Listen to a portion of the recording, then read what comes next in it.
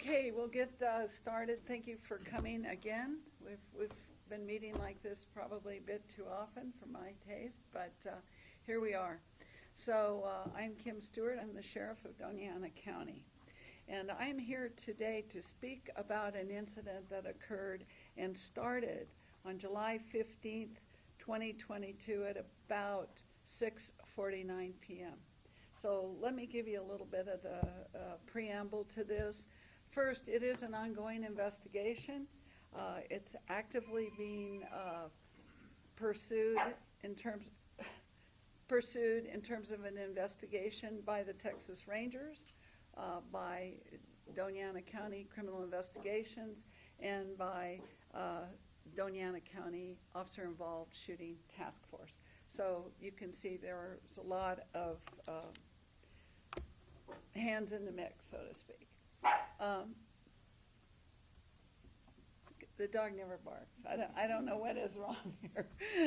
Okay, so that said, these are the facts as we know them now, but as anything that's an ongoing investigation, information could change. It could change what we know, and we'll be happy to reveal that to you at some point in the future if it does. Okay, so let's go back to again, 6:49 p.m. on July 15th. We received through our dispatch in this county basically be on the lookout for a hit-and-run vehicle. This came through state police, ultimately comes through us. The hit-and-run occurs on Trans Mountain in El Paso. And that's at 6:49. At 6:59, so about 10 minutes later, we pick the vehicle up. We see the vehicle right here on Washington. Okay. We did get a description, and it was the exact vehicle. I believe the license plate was also given. You have to realize that there were individuals involved in the hit and run on Trans Mountain who followed this suspect vehicle. So we were getting very close up to the minute reporting as to his location and the path he was taking. So it begins right here at Washington. I'm going to play a little bit of the the first deputy to appear, and what is seen in the next few minutes. When you're watching it, it's hard to see that the vehicle's not only, you'll see the vehicle's reckless, but you're also going to not realize it's traveling at a fairly high rate of speed on these country roads. So we'll just start with that. And what this will depict, essentially, is there's a turnaround point in the vehicle. We turn around here, we proceed all the way up to this junction, and we go on this road here, which I'll alert you to what it is. But that's what we're going to see right now. So I'm going to draw your attention to the vehicle's path of travel, and to, if you can pick up what the deputy says during part of this transmission.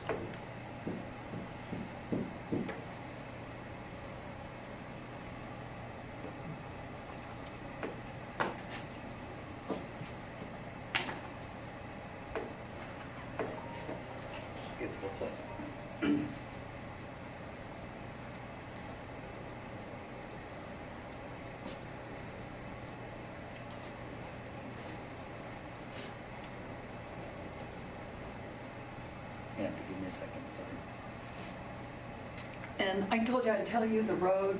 It's Washington to Dairy Farm Road. So this is the part you're going to see right in here to where the suspect fires at the deputies for the first time.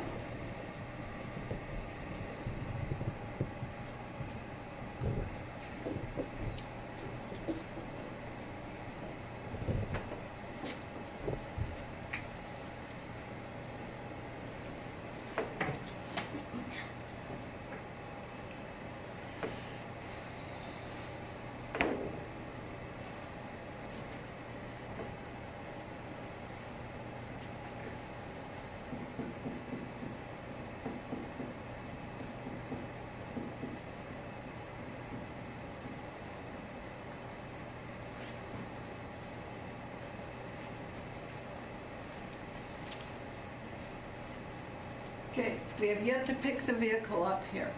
Okay, the deputy responding does not have sight of the vehicle.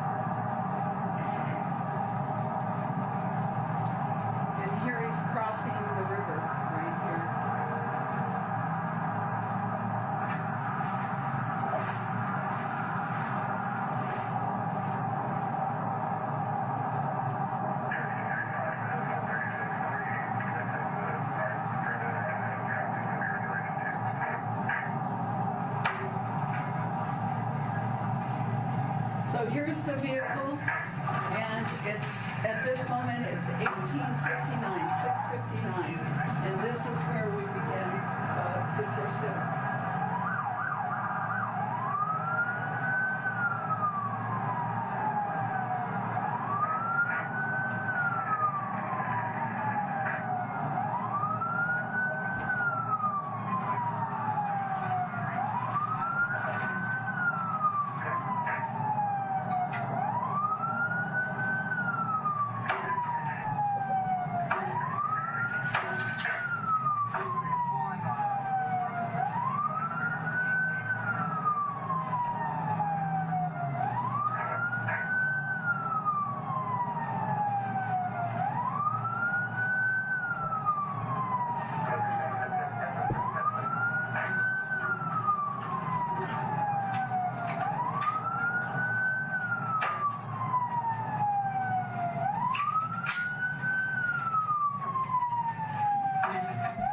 Did you see his arm come out the window there briefly? Okay, there was a point in the transmissions that the deputy says he either has a gun or a rifle or a BB gun. So we don't know whether that's the point, but he was either signaling to make a left or he was had something pointed out the window. And you'll see his driving here gets increasingly erratic and dangerous.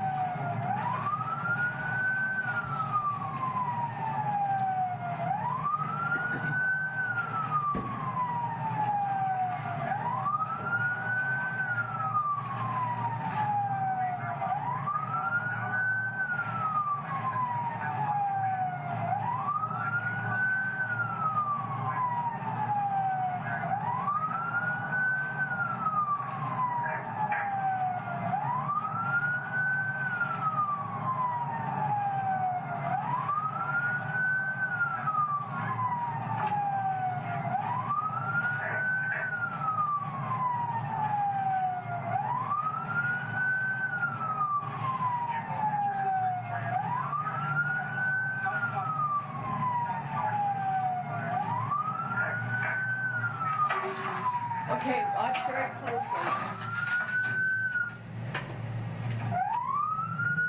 Let's do it. We're going to replay that. Did you see what happened there? Fired out the back window of his vehicle. Blew the back window out, and then he proceeded. So again.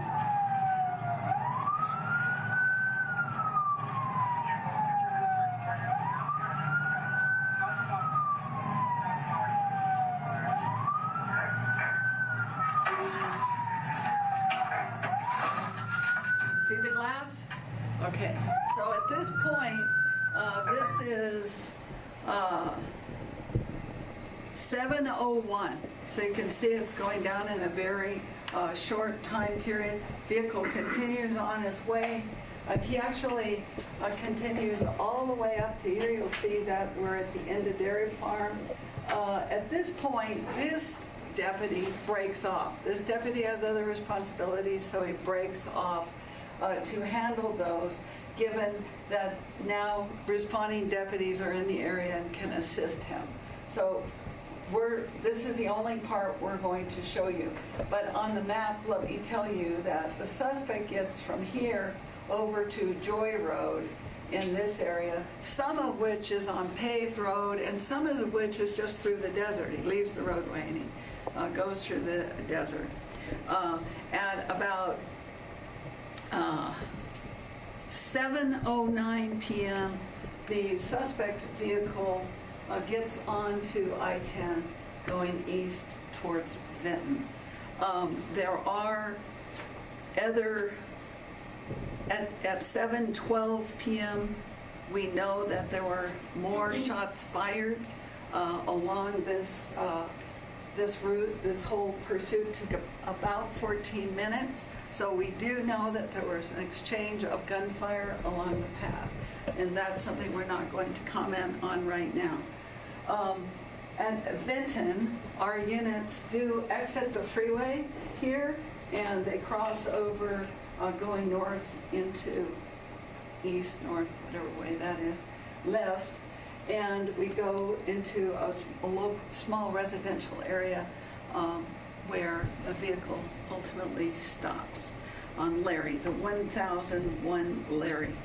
So at that point, I cannot comment further because that is in the state of Texas. And again, that's handled by the Texas Rangers and that whole investigation. So this is concurrent, ongoing investigation. So that you would have to refer to El Paso Sheriff or to Texas Rangers for more information. The suspect does receive wounds, life-threatening wounds at this location. The deputies did provide life-saving measures as best they were able. He was transported to a local hospital where he was determined to be deceased. This is his name, Richard Guetta. He is 28 years old. He was 28 years old. I want to tell you that we have a criminal history with Mr. Guetta going back to 2016. Some of the more substantial arrests include reckless driving, resisting or obstructing officers, careless driving, battery against a household member, assault on a household member, unlawful taking of a motor vehicle, battery against a household member reemerges in his history, and resisting or obstructing an assault on a peace officer. Those were the last charges against him, which are from 2019. Now, 2019, there isn't much adjudication, so the presumption is it may have gone to warrant or something at that point. We don't know the outcome of those charges. They're resisting, obstructing, and assault on a police officer. So that said, to our knowledge, he was not on probation or parole. We don't know if there were warrants outstanding for him. I think it pretty much covers it. Your questions might reveal more. Our 3 deputies were involved. They are on admin leave per policy, and we are making this link available to you immediately, just this link. And also bear in mind when you're wanting more body cam video and car video, because these are concurrent investigations, other agencies have first dibs on some of these primary videos. So just so you're aware, okay? So I'll just take questions now, and as best I am able, I will answer them for you. Anybody? You know what kind of gun you used? What kind of gun you found? No, I don't know. Was there anything found inside of the vehicle? Any drugs, any alcohol, anything like that? I haven't heard the results of the search warrant yet, so I'm unaware of that. But we did obtain a search warrant for his vehicle. You said that 3 officers were involved during the shooting. These were DASO officers? Yes. Why wasn't Texas involved with the shooting itself? Why did they take over once it crossed into Texas? I think because of the emergency or urgency of this whole matter, this was unfolding. It is, as you point out, somewhat rare for us to go into another state and to do this. We have the authority to do this. This is a emergent situation with life and property at stake, so we are able to do that. And also realize that Vinton, I believe, does have a police department, but they're pretty small. And I know that calls went out, if not directly through our dispatch, that we are moving into their area, into sheriff's territory. So it certainly wasn't a surprise to them that we were doing this. It's just a matter of placement of their units. These officers weren't hurt? Weren't injured? No, they were not. Just, was the deputy the person who was involved in the shooting, or were there multiple agencies involved in the final confrontation? just 3 ADASO deputies. There weren't any other agencies involved in that fight? No, and they, as I just said, they weren't in a position to respond simultaneous to our call out of the pursuit. Is the task force the lead investigation? Is the OIS task force the main authority investigating the officer involved shooting? Here, yes, in Dona Ana County. But there are concurrent investigations through the Texas Rangers? Correct. And through the El Paso Sheriff's Department? No, I'm told that in Texas, all OIS are handled by Texas Rangers. And then, of course, our criminal investigations detail is also involved in the criminal aspect of it. Do you know how many times he was hit? I do know. Was he alone in the vehicle? Yes, he was. So you don't know how many bullets actually struck him? No, and I think I didn't point out that there were rounds fired in this area at various locations. So we're still trying to assess not only what was traded at the scene on Larry, but what occurred along the path.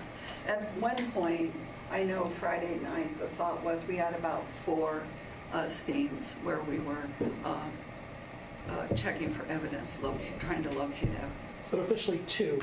The first when he fired out the window, and then the second when it all ended at the location. Correct. Okay, but possibly 4. Possibly up to 4, yeah. Do you know how many cases you guys collected?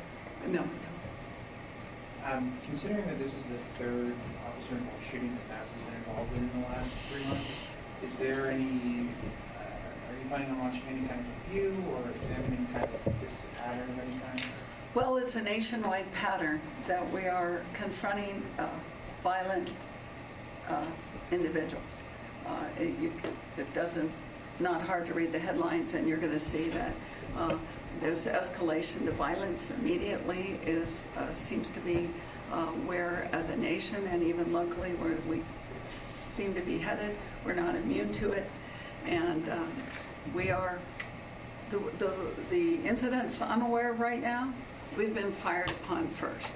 So I don't know, other than the normal review through OIS, I don't know what we would do to possibly alter that fact. It's an unfortunate fact that we seem to be in a very violent period of time. You mentioned that there was an exchange of gunfire shortly after the 7 o'clock. What was the location of that? Well, the first one is on Dairy Farm Road, so it's right about here. I think that's correct, isn't it? See, turn this around. Yes, okay. I should do this. Okay, so at Dairy Farm Road, that's where he fires once, we're aware of, right? And then after that, we do have some transmissions, and the deputies support that there was additional gunfire between them and the suspect. And that's an exchange of gunfire between the deputy and the suspect? Yes. And I do want to draw your attention to the fact that though this was Friday night at almost 7 p.m., you'll notice traffic was very light, surprisingly. It was, this could have been a far worse scenario. You saw him crossing the center line, moving over into the far left side of the roadway. So, and again, 90 miles an hour in periods of time. So I think we were also very lucky to have very light traffic during this period of time. Even when they were on Washington, it was pretty light. Also, I did want to add, Justin, to yours, because I'm still getting a handle on this myself. We're CALEA certified, okay?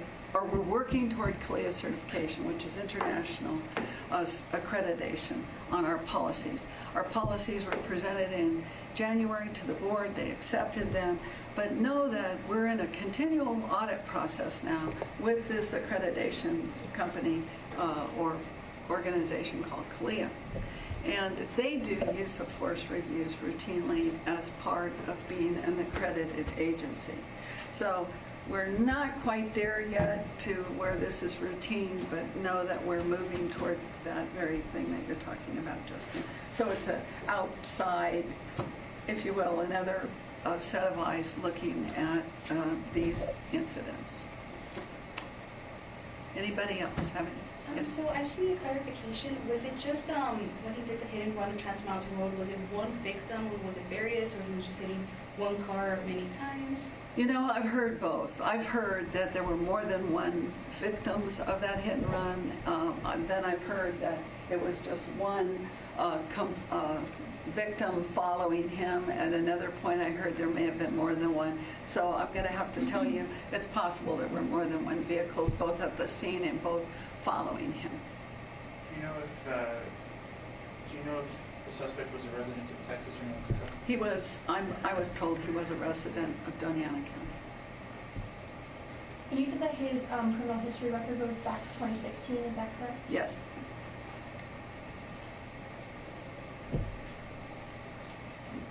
Yes, it does.